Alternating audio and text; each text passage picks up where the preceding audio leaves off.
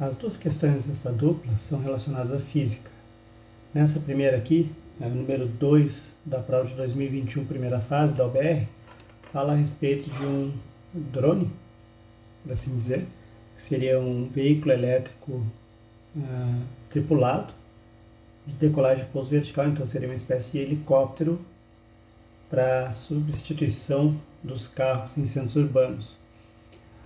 O que dá para se falar aqui a respeito dele que interessa para a questão que para que haja um voo em segurança, experimentos são realizados simulando condições de voo seguros, são necessárias várias condições de referência a forças que atuam sobre o drone, ou seja, uma questão relacionada à força, mais na área de dinâmica, relacionando força e movimento. Então o que ele fala aqui, situação de voo horizontal, ou seja, o helicóptero se desloca de acordo com um plano paralelo horizontal, em que a velocidade do drone se mantenha constante. Então vejam que está se colocando que o drone paira, por assim dizer, no ar, não paira exatamente, mas ele se mantém sempre a uma mesma altitude, então ele não sobe e não desce, então ele não tem esse movimento, e também ele se mantém numa velocidade constante na horizontal. Então vamos ver quais seriam as alternativas aqui, o que poderia se dizer a respeito disso dinamicamente. A soma de todas as forças externas que atuam no drone não é nula. Então vejamos, a soma de todas as forças externas que atuam no drone é maior que o seu peso. A força de sustentação é maior que o seu peso. A soma de todas as forças externas que atuam no drone é nula. A diferença entre todas as forças externas é o dobro do peso do drone. Então vejamos o seguinte, o tal drone pode ser representado por um corpo rígido e ele tem uma força que seria o peso, então relacionada à massa e à gravidade. Perfeito. Se a força de sustentação é maior que o peso, essa forcinha S aqui, que ela é causada justamente pela força das hélices verticais para subir. Se ela é maior que seu peso, então eu tenho força atuando na vertical para cima, fazendo com que o drone suba. Então essa força de sustentação maior que seu peso é falsa. Sempre que eu tenho alguma força, eu estou causando uma variação no movimento. Então se eu estou com a situação em que eu estou num voo horizontal, então eu não estou nem subindo nem descendo, estou numa altitude constante, então essa aqui estaria fora. A soma de todas as forças externas que atuam no drone é nula, essa aí está bem interessante, já vamos explicar. A diferença de todas as forças externas é o dobro do peso do drone. Se eu tenho a diferença entre todas as forças externas, quer dizer, subtraindo uma das outras tal, que já é estranho o termo, ser o dobro do peso do drone, quer dizer que ela vai ter alguma força atuante. Se tem alguma força atuante, digamos, por exemplo, assim, igual eu estou tendo algum movimento. E estou tendo um movimento diferenciado em relação ao proposto, que era não ter elevação vertical horizontal e a velocidade constante, porque vejam, força igual a massa vezes aceleração. Então, se eu tenho uma força presente, eu vou ter uma aceleração presente. Não é exatamente o caso aqui. A soma de todas as forças externas não é nula. Novamente, aquilo que eu estava comentando. Se há alguma força atuando sobre o corpo, então vai haver uma mudança no estado dele. Vai haver mudança tanto horizontal, vertical, depende de onde está a força resultante, mas o que importa é que, havendo uma força, eu vou promover uma aceleração em algum sentido. Então, esse sujeito aqui está fora. A soma das forças que atuam no drone é maior que seu peso. Novamente, não tem como resolver. A questão certa seria justamente essa. Porque vejam, o que está se dizendo aqui na soma das forças externas que atuam no drone é nula, não é que não há forças atuando. Não é que não haja nenhuma. Ao contrário, quer dizer que essa força de sustentação aqui ela é igual ao peso, ou seja, ela nem sobe nem desce.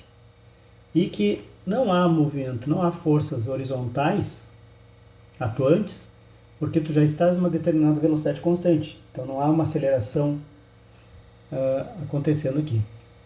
Essa questão, por estranho que pareça, ela não é tão simplinha quanto possa parecer, é uma questão conceitual, tudo bem, mas para a prova eu achei estranho que ela tinha um peso baixo, 3, quando várias outras, inclusive de interpretação de texto mais simples que essa, tinham um peso 5. Mas é importante ter esse sujeito em mente aqui. Essa segunda não tinha tanto a ver com física, mas tem a ver com algumas definições de cálculo. Vejam vocês o seguinte, aqui fala sobre a prova simulação da OBR, que vai ter esse ano. Então, equipes que estão interessadas aí também podem participar dessa prova de simulação. Vejam, aqui é justamente o ambiente simulado, é bem legal. Tu escolhes um tipo de robô e programas ele numa linguagem própria que criaram para esse tipo de robô. Não é uma coisa de outro mundo, ao contrário.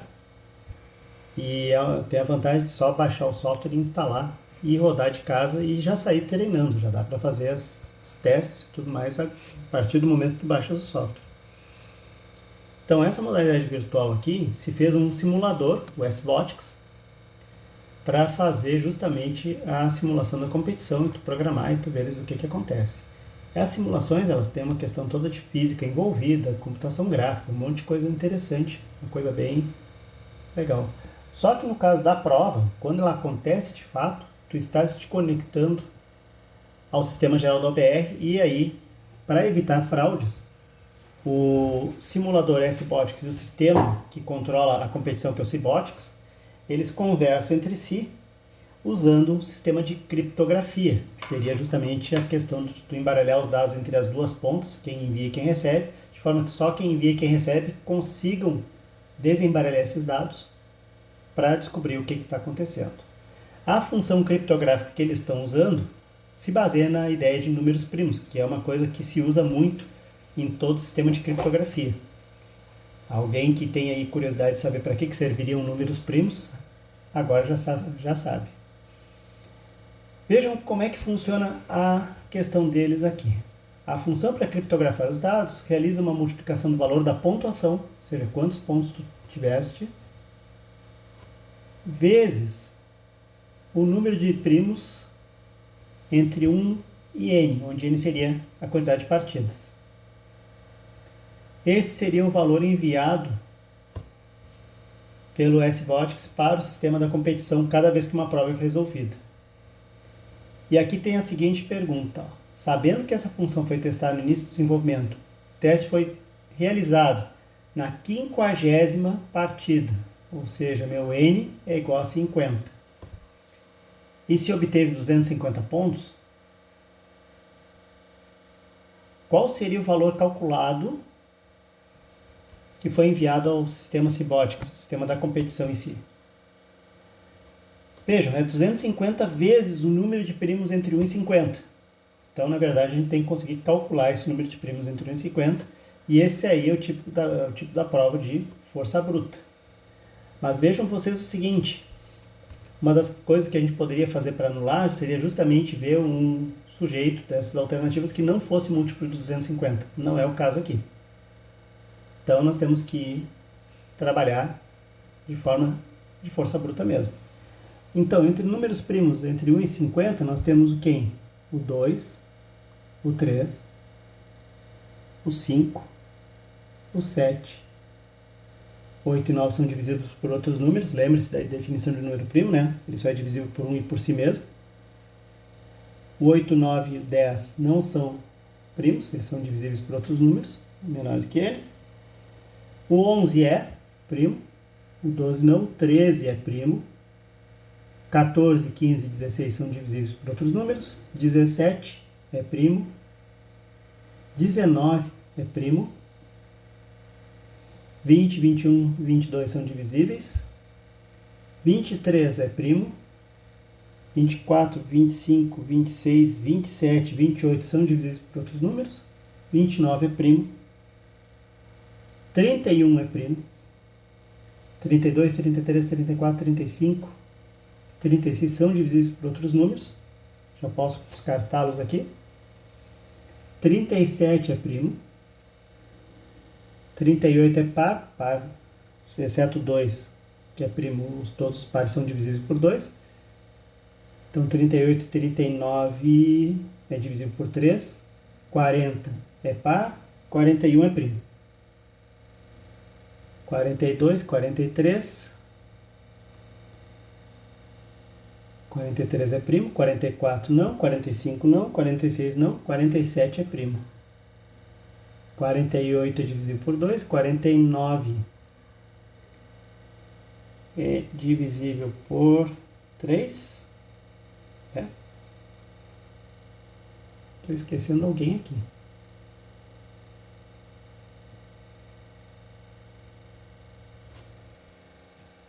49 divisível por 7. 7 ao quadrado.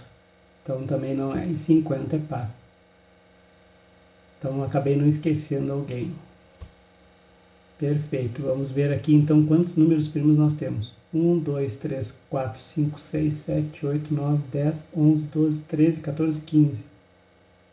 Então meu x é igual a 15. Então, 250 vezes 15. Lembre-se que você não pode usar calculadora, então tem que exercitar um pouquinho a cabeça. 0, 5 vezes 5, 25, 2, 12, mais 250, 3.750. 3.750 é o item alternativa B. Essa aqui valia 5 pontinhos. Vejo que não é uma questão difícil, mas é uma questão trabalhosa que pode levar a consumir algum tempo. Se vocês tiverem alguma dúvida dessa e não conseguirem logo de cara matar quais seriam as alternativas inválidas, talvez seja bom deixar essa aí mais para o final, tá? Claro, vocês podem sempre tentar fazer aqui a questão dos números primos, apostando até no seguinte, por exemplo, se eu tivesse considerado 49 erroneamente, como eu estava rateando ali, como um número primo, nós teríamos 16. Aí 16 vezes 250 daria 4.000. Vejam que 4.000 nós não temos ali. Então, eu poderia voltar e refazer todo o teste. Na questão dos números primos, a gente tem sempre que lembrar que números que sejam pares ou que sejam múltiplos de 5, seja 5 ou 0 nos algarismos, eles já são descartados porque eles já são facilmente identificados como divisíveis, né? Ou por 2 ou por 5, respectivamente. Então, números cuja soma dos algarismos dê algum múltiplo de 3 também são divisíveis por 3. Então a gente pode ir descartando os elementos que não são primos desse jeito. Tá? Mas qualquer coisa que envolva números primos, infelizmente, requer um pouco de força bruta.